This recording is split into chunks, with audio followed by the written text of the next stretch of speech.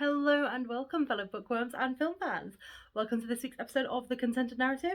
We'll be looking at Interview with the Vampire. I keep saying Interview with a Vampire, and it's not, it's by Anne Rice. Now, it was written in 1976, and it was adapted to screen in 1994, and again, quite recently as a TV series, but I just did not enjoy that. So I'll be looking at three things as normal. How good is the film, how good is the book, and how well does the film take from the book? Now, I will, when I'm discussing the film and the book, how much I enjoyed it, I will not be giving any spoilers, but there will be spoilers once I hit the plot because I will be discussing quite a bit of it. So if you do not know the plot of the book or the film and you wish to watch or read it without knowing what happens all the way through, then please, once you've looked at my recommendation for the film and the book, stop the video there. So first things first, the film. So you've got Tom Cruise and Brad Pitt. I mean, that just sells it for me. And it follows, so Brad Pitt's just lost his wife and his daughter. He works in a plantation in New Orleans, and he's lamenting his life, and he's deciding that actually he doesn't want to go on with it. He's had enough. What's the point? He's lost everything. Nothing seems to have its joy or anything like that anymore. And then Tom Cruise comes into his life, Lestat. Now, Lestat, he lives life to the full. He's a vampire. He loves it. He takes what he wants. He drinks the humans that he wants. He drains them of their life. He does not care one knot. He is what he is. He's happy with that. And he turns Louis into a vampire. And then it basically just follows on from their adventures. So they also end up with a little girl as well. But obviously you stay frozen at the age that you're turned. So when they turn her in the film, she's about 11-ish, I'd say. I'll discuss the differences again later in the plot. She's stuck at that age basically forever and ever and ever. And it follows the troubles and the turmoils that goes on between Louis and Lestat, because Louis wanting to enjoy his vampire life and have a look around and go, oh, look at these silly humans, but the art, the music, and he tries not to kill people as well. Lestat is more like, we live, we die. Well, we don't die, but we live, but you have to stay with me because I know everything. And it is a thoroughly enjoyable film. Like, it is really, really good. And it's aged well, I would say. Sometimes when you're watching a film and you go, oh, don't know if I quite enjoy this as much as I did. And sometimes, again, with films, you've got the nostalgia glasses on. So you're showing it to somebody and you go, oh, I love this film growing up. You're going to love it. They watch it and go, okay, right. I can see how you'd enjoy it. So, but this film, I watched over the years and I thoroughly enjoy it. So I would say definitely give it a go. It gets an 8 out of 10 from me. There's a couple of scenes in it, which is why it doesn't get a 10 out of 10, because it breaks my heart. And I know that's probably what they were aiming to do, but for me, if I come away crying and with a broken heart, I'm genuinely like, no thank you. But I would definitely say give it a go. Interview with the Vampire, 1994. Again, I wasn't a fan of the TV series, but you might be, so if you want to do that, that's fine. So the book, Michael bought it for me for Christmas. On my birthday. My memory is so bad I can't remember which one it was. I think it was my birthday. And so I'd never even read the book, and I guess when I first watched it I probably knew it was based on a book, but it's kind of that information that kind of goes to the back of your brain and you never think about it again. So anyway, so he bought me the book and I was, and I read it and I was like, sometimes when you read the book after you've watched the film, you're like, oh, right, well, the film's better. But I thoroughly enjoyed the book. I really, really did. It's got the same layout. So I forgot to say, in the film, the reason this is all happening is because someone is interviewing Louis for his life story. And it's got the same layout in the book. You've got the same characters. I feel like the characters are a bit more fleshed out in the book, which sometimes it's hard to do on screen. I love how it's written, and it follows the same story. You've got the Louis Lestat battle. Lestat seems a lot more feral in the book, but you've got Louis that just wants to belong, wants to, find out what's going on, wants to know how they can die, how they can live, how long they live for. Is it immortality? Do we die of old age eventually? Do we always have to drink human blood? And so on and so forth. And it was really, really good to read, because you've got this vampire, and even when he does kill people, you still feel and go, oh, that poor thing. Like, he genuinely is the reason that their daughter, as it was, Claudia, that's her name. I had to check the notes that I genuinely forgot. But Claudia, he's the reason that she pretty much becomes a vampire, because he drains her to the brink of death. And then because he's lamenting about his life and everything, Lestat does the final kind of turning. And then they end up with Claudia. So he turns a child, essentially. But you still are like, you poor thing, Louis. Oh, I hope I hope you're treated well. And, so I would definitely say give the book a read, because it is very well written.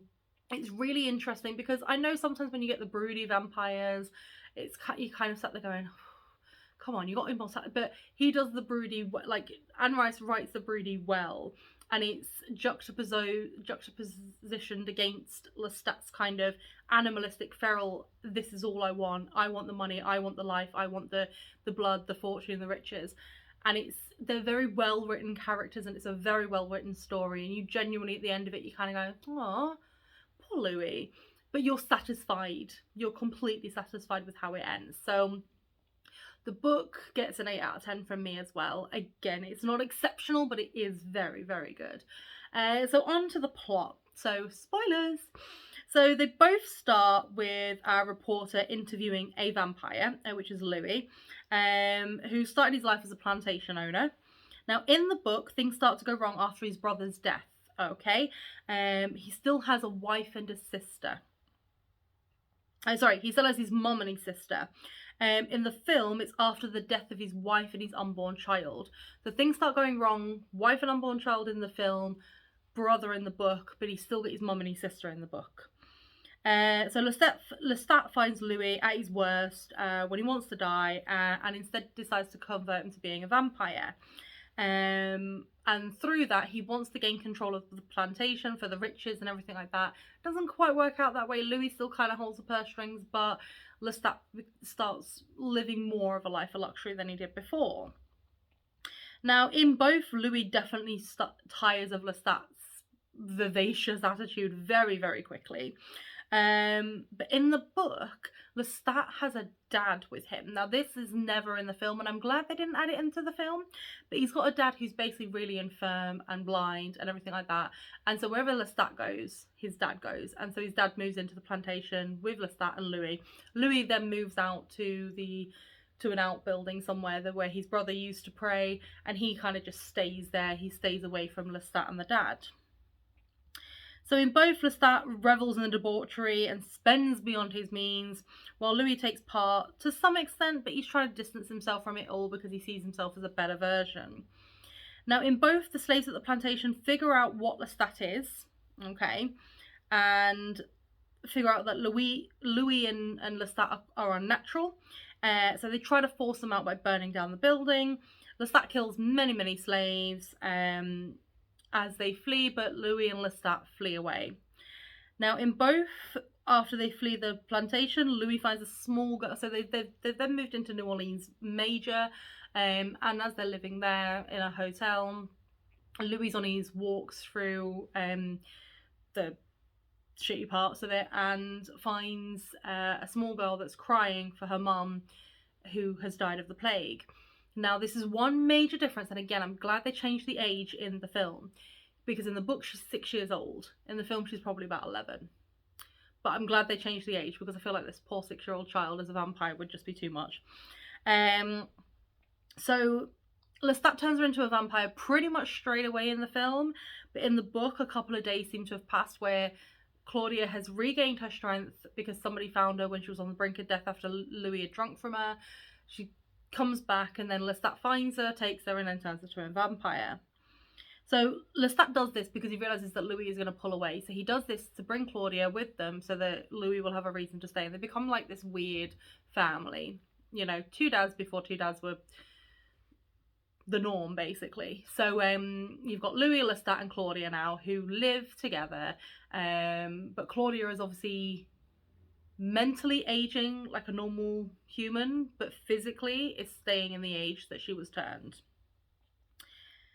So in both, Claudia is getting agitated because she's reaching maturity in mind, but obviously she's still being seen as a cute little girl with the blonde curls and the blue eyes, and it's really frustrating. I mean, it frustrates anyone really. It's like when we get called, "Are you alright, sweetheart? Oh, you sweet little girl," and I'm like, I'm 31, please. But anyway, so in both, Louis and Claudia start planning an escape to Europe, and it's to try and find other vampires like themselves because they feel like Lestat is holding back on them and either doesn't know as much as he's saying or knows more but won't tell them so that they stay with him. So now they're trying to find alternative means. But Claudia wants to kill Lestat before she goes off because she doesn't want Lestat following them. But Louis is just happy to kind of give him some money, give him some property, and then just leave him. But Claudia gets away because she's Claudia. So in both, Claudia poisons some young boys who Lestat then drinks from, thus becoming poisoned himself, because if you drink from a dead person, if you drink blood from a dead person, it basically poisons you.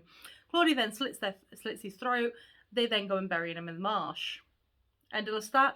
Oh no. So Louis helps Claudia dispense of the body. However, just before they depart for Europe, Lestat comes back. Now, in the book, he has like this younger male vampire with him, but in the film, it's just himself. So basically, they then set fire to the whole building, and they think then that Lestat's gone, and they rush off to Europe. And in both, they start journeying across Europe to find more vampires. Now, in the book, there's several stops before they get to where they are in the film. So in the book, they stop across sort of like these little villages in Europe, and they're finding vampires, but all of them are like mindless creatures. So they just literally are just drinking the blood, and then they're disappearing into the hole, and then they're coming back out at night, drinking again and going back. And so they start dispensing of these vampires as they're going across, and they're trying to find vampires that are like them, that are intellectual, that can hold a conversation, that is aware of their surroundings, basically. So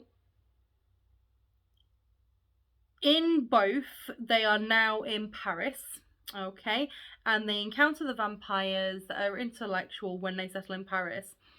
But in the film, no other point. It's literally they go straight to Paris, pretty much. So in both, they meet with Armand, who invites them to meet the other vampires of each troupe. And in both, they go to a theatre production where vampires kill a young lady on stage, and the humans in the audience think it's an act, and they're like, brava, brava, brilliant work of art. And Louis and Claudia start trying to get their questions answered. However, Louis is disappointed with the answers that he's getting, and he's kind of thinking that he's being stalled, but he also starts seeing a little bit of distrust and disquiet amongst the other vampires towards him and Claudia. So he's starting to think about distancing himself from them as well. But in both, Armand seems smitten with Louis, and Louis starting to come round to Armand a little bit. But Claudia feels like, you know, if Louis leaves with Armand and she's alone, she ain't gonna make it, because essentially she's a child. She may be mentally an adult, but she's a child, so she's not gonna make it. So in both, Claudia begs Louis to turn a woman into a vampire to be her mother and to look after her, basically, so that she can go away on her own. And Louis relents after some arguing and some back and forth, and turns this woman into Claudia's mother, basically, so that Louis can then let them go and be on their own. In the book, Madeleine and Claudia have quite some time together before they are both put to death by the pack. In the film, it's pretty much, I feel sorry for Madeleine, because it's literally she gets turned into a vampire and then like the next night she's put to death. So fun love. So in the book, Armand is trying to convince Louis to leave Claudia while he's actively trying to get Louis, and then when Louis turns Madeleine, he's like, well, there we go, now you can leave Claudia. And in the film, Armand wants Louis, but it's not. So in the book, sorry, he's cares about Claudia, and he's like, you know, now that she's got Madeleine, you can go and everything like that. In the film, he's like, I want you, Louis, but I'm not too bothered about Claudia. So in the book, the reason that Louis, Madeleine, and later Claudia are captured is because Lestat has come back from being burnt, come back to Paris and basically said they've tried to kill me twice now. So that's why they're captured, and Louis is buried alive, and Claudia and Madeleine are burnt to death by sunlight. But in the film, it's because Santiago has read Louis's mind and he knows about Lestat. So again, you don't kill other vampires, you don't attack other vampires, and that's then juxtaposition because 2 minutes later they attack and kill other vampires, but whatever. So you've got Louis put in a coffin and bricked up, and Claudia and Madeleine are both dead. So in the book, Armand saves Louis, who goes to find Claudia, comes across the pack and Lestat. And then because he sees Lestat and the pack, he's then like, no, I actually have to go. And as he's going, he finds Claudia and Madeleine and realizes that they're both dead. In the film, Armand saves him and is escaping, and as he's escaping, he finds Claudia and Madeleine. So again, Lestat's nowhere near them at this point in the film. So in the book, after Armand helps him get out, Louis is taken over with grief, and the next day he goes back to the theatre and kills them all except Armand, and in the book Lestat as well. So Armand survives, and in the book Armand and Lestat survive. So he goes and he kills them all, overcome with grief. So that's in both, sorry. And in the book, Louis and Armand then go and travel the world together until kind of Louis gets bored.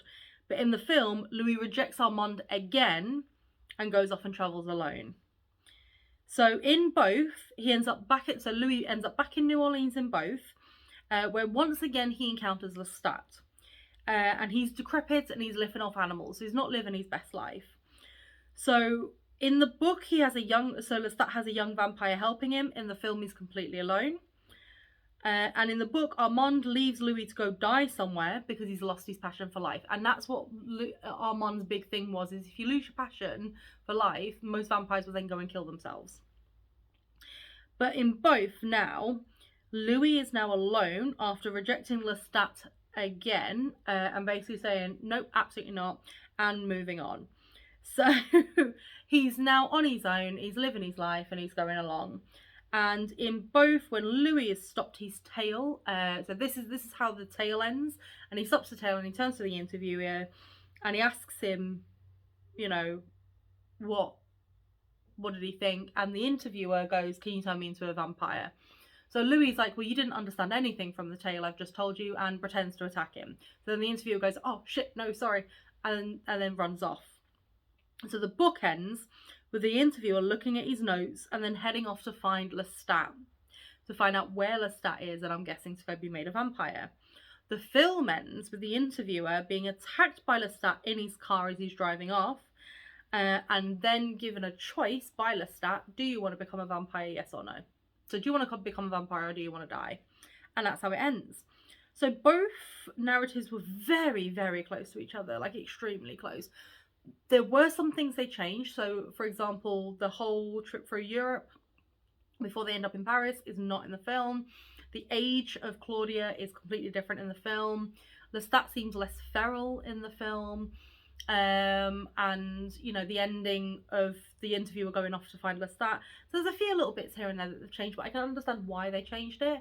But it's still a very faithful adaptation. But I'll give it a 6 out of 10. Because it was close, but, you know, there's quite a few bits that it was missing. But both narratives were very, very good. And I would thoroughly recommend you read the book or watch the film. But obviously, as usual, that is my own opinion. If you agree or disagree with anything that I say, please leave it below in the comments. And remember to always keep it contento.